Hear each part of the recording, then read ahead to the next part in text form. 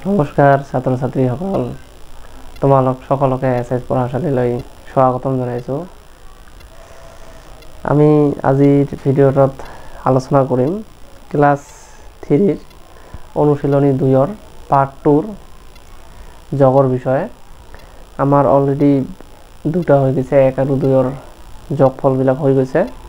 আজি আমি 3 নম্বৰত আহিম। আমাৰ আজি 3 নম্বৰত দিয়া আছে পথালিকৈ যোগ কৰা, অৰ্থাৎ আমাৰ সংখ্যাবোৰ যেনেকৈ দিয়া আছে সেইটো পথালিকৈ কয়, আমাক পথালিকৈয়ে যোগ কৰিবলৈ গৈছে।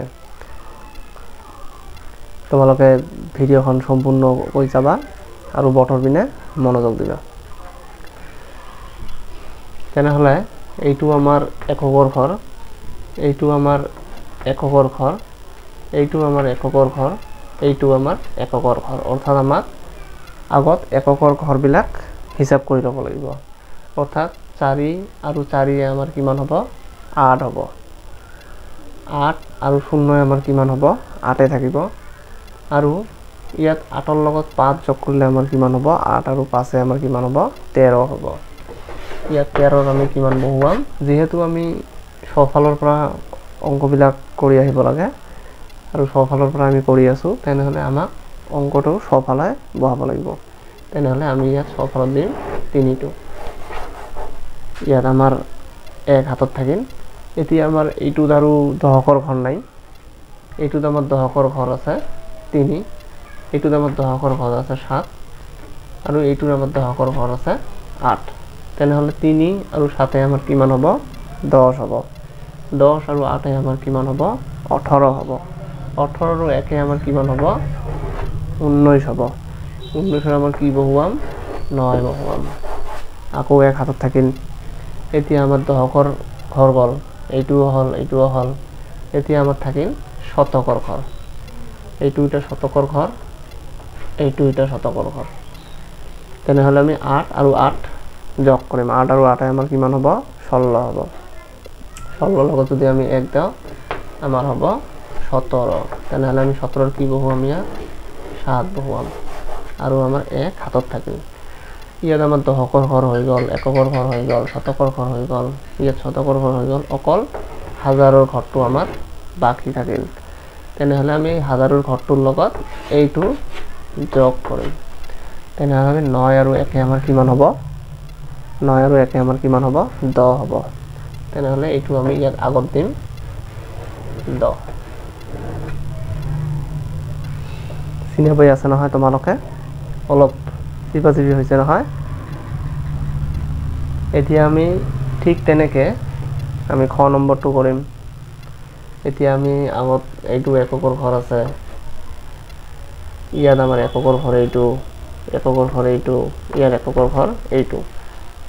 ক নম্বৰৰ অংকটোত সৰুবিলাক মানে এটা সংখ্যা দুটা সংখ্যা আগত দিছিল আৰু এতিয়া ডাঙৰ সংখ্যাটো আগত দিছে। বস্তু একে, আমি যেতিয়া বহুৱাওঁ এককৰ পৰাই বহুৱাওঁ, তেনেহ'লে এইটো আমাৰ এককৰ ঘৰ, এইটো এককৰ ঘৰ, এইটো এককৰ ঘৰ, এইটো এককৰ ঘৰ। তেনেহ'লে আমি ইয়াত 7 আৰু 8 যোগ কৰিম। কিমান হ'ব? 7 আৰু 8 আমাক যোগ কৰিলে 15 হ'ব নহয়? ইয়াত 15ৰ লগত আমি ইয়াত আকৌ 5 যোগ দিম। কিমান হ'ব? 15ৰ 5 আমাৰ কিমান হ'ব? 20 হ'ব। 20 আৰু 4 আমাৰ কিমান হ'ব? 24 হ'ব। ইয়াত আমি 24 লিখিম। 24ৰ আমি এইটো লিখিম 4, ইয়াত সোঁফালত 4 লিখিম। এতিয়া আমাৰ এককৰ ঘৰটো হৈ গ'ল। ইয়াত আমাৰ থাকিল দশকৰ ঘৰ, এইটো দশকৰ ঘৰ, এইটো দশকৰ ঘৰ আৰু এইটো দশকৰ ঘৰ। তেনেহ'লে 9 আৰু 0 আমাৰ কিমান হ'ব? 9 হ'ব। আৰু 9ৰ লগত আমি 2 যোগ কৰিলে আমাৰ কিমান হ'ব? 11 হ'ব। 11ৰ লগত আমি যদি হাততো যোগ দিওঁ তেনেহ'লে কিমান হ'ব? 11 আৰু 2 13 হ'ব। 13ৰ আমি কি বহুৱাম? 13ৰ আমি 3 বহুৱাম। এতিয়া আমাৰ 1টো থাকিল। এতিয়া আমাৰ দশকৰ ঘৰ হৈ গ'ল। এতিয়া আমি শতকৰ ঘৰলৈ আহিম। এটা শতকৰ ঘৰ আছে, ইয়াত এটা শতকৰ ঘৰ আছে আৰু এইটোত নাই, এইটোত নাই। তেনেহ'লে 3 আৰু 3 আমাৰ যোগ কৰিলে আমি কিমান পাম? 6 পাম। 6ৰ লগত যদি আমি 1 যোগ কৰোঁ তেনেহ'লে কিমান পাম? আমাৰ 7 পাম। 6 আৰু 1 আমাৰ হ'ব 7 এইটো গ'ল এতিয়া আমাৰ বাকি থাকিল হাজাৰৰ ঘৰ এটাই ইয়াতো নাই হাজাৰৰ ঘৰ ইয়াতো নাই হাজাৰৰ ঘৰ আৰু এইবিলাকতো এককৰ ঘৰ আগতে গৈছে তেনেহলে আমাৰ এই তিনটো আমি কি কৰিম ইয়াত বহুৱাম বুজি পাইছা নহয় এতিয়া আমি নেক্সট অংকটো এনেকৈ কৰিম ফাৰ্স্ট আমি এককৰ ঘৰ এইটো এককৰ ঘৰ এইটো এককৰ ঘৰ আৰু এইটো এককৰ ঘৰ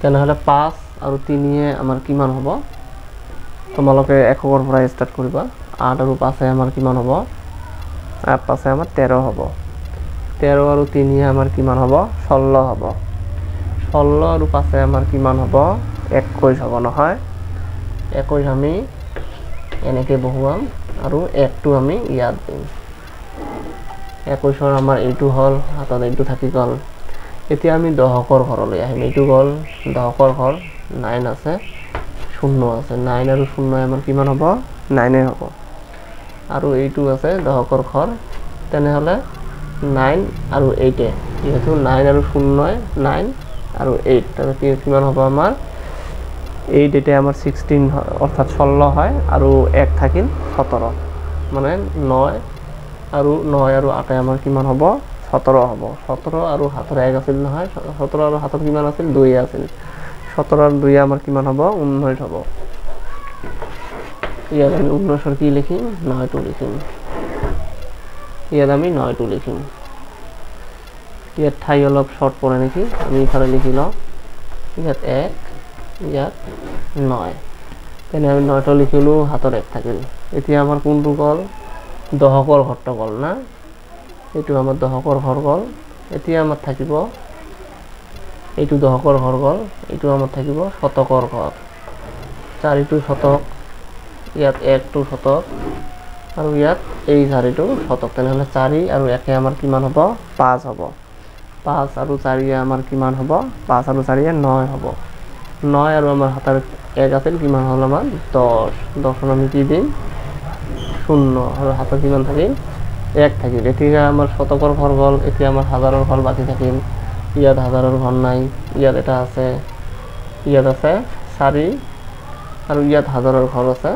6 4 আৰু 6 আমাৰ কিমান হ'ব 10 হ'ব 10 আৰু হাতেৰ 1 আমাৰ কিমান হ'ব 11 হ'ব 11 আমি 1 দিন হাতৰ 1 থাকিল এতিয়া আমাৰ অন্তৰ ঘৰটো বাকি থাকিল নহয় ইয়াত নাই অকল এইটো আছে নহয় 2 ৰ লগত তেনেহলে আমাৰ হাতত কিমান থাকিল 1 থাকিল 2 আৰু 1 আমাৰ কিমান হ'ব 3 হ'ব আমি ইয়াত দিম 3 বুজি পাইছা নহয় তোমালোকে এতিয়া আমি নেক্সট অংকটোলৈ আহিম সেম আমি তেনেকৈ কৰিম 7 আৰু 0 আমাৰ 7 হ'ব 7 ৰ লগত 0 যোগ কৰিলে আমাৰ 7 এ থাকিব আকৌ সেই 7 ৰ লগত 0 যোগ কৰিলে আমাৰ কিমান হ'ব 7 এ থাকিব তেনেহলে আমি ইয়াত লিখিম 7 এইটো গল এতিয়া আমি 4 ৰ লগত 0 যোগ দিম 4 এ থাকিল এই 4 ৰ লগত এই 0 যোগ দিম আমাৰ কিমান থাকিব 4 এ থাকিব এইটো গল এইটো থাকিল এই 4 আৰু এই শতকৰ ঘৰটো আমি যোগ কৰিম 4 আৰু 0 আমাৰ কিমান হ'ব 4 হ'ব তেনেহলে এতিয়া চোৱা ইয়াত নাই ইয়াত নাই ইয়াত নাই অকল এইটো আছে আমাৰ 30 টো বাকি থাকিল তেনেহলে ইয়াত আমি 30 দিম বুজি পাইছা নহয় তোমালোকে ঘৰত নিজে নিজে প্ৰেক্টিস কৰি চাবা আৰু তোমালোকে শেষলৈকে ভিডিওখন চোৱাৰ কাৰণে তোমাক সকলোকে মোৰ অন্তৰৰ পৰা ধন্যবাদ জনাইছো